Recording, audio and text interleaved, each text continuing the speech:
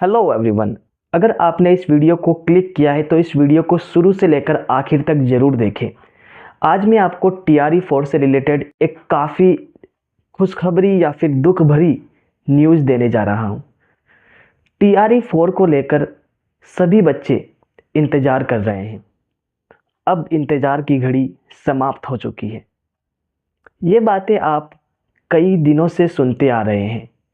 कई सारे एजुकेटर्स, मैं नाम नहीं लेना चाहूँगा, जो TRE 4 की तैयारी करा रहे हैं, यही बहकावा में रखकर हमें और किसी चीज़ की तैयारी करना नहीं दिया।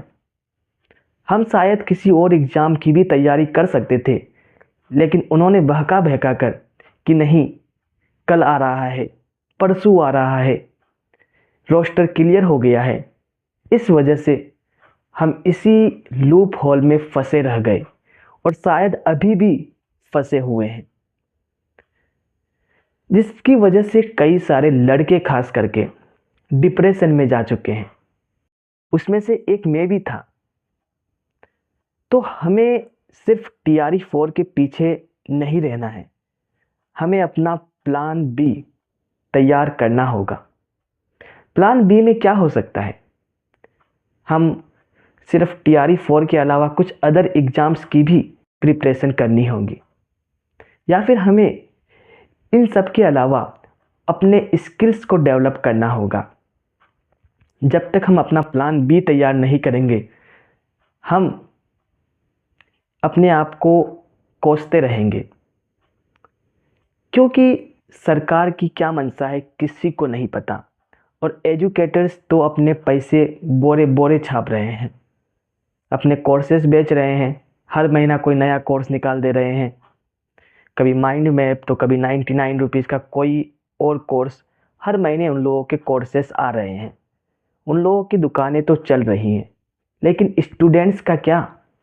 उन एस्पिरेंट्स का क्या, जो बेचारे एक वैकेंसी के लिए तड़प रहे हैं? हम जैसे एस्पिरेंट्स का क्या?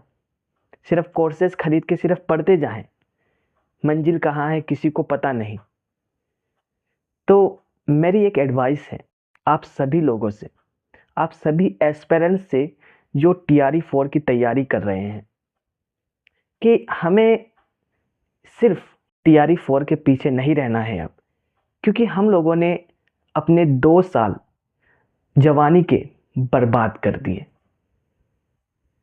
अब इस 2 साल को तो नहीं लाया जा सकता। अब हमें अपने ऊपर काम करना होगा, अपने स्किल्स पे काम करना होगा, अपने कम्युनिकेशन स्किल्स पे काम करना होगा, अपनी फाइनेंशियल स्टेबिलिटी को सुधारने के लिए इस पर काम करना होगा। और इस पर काम करने के लिए हमें जानना होगा कि कौन कौन से स्किल्स हैं जो हमें सीखने चाहिए, कैसे हम फाइनेंशियली फ्री हो सकते हैं, और हम अपना प्लान बी क्या रख सकते हैं।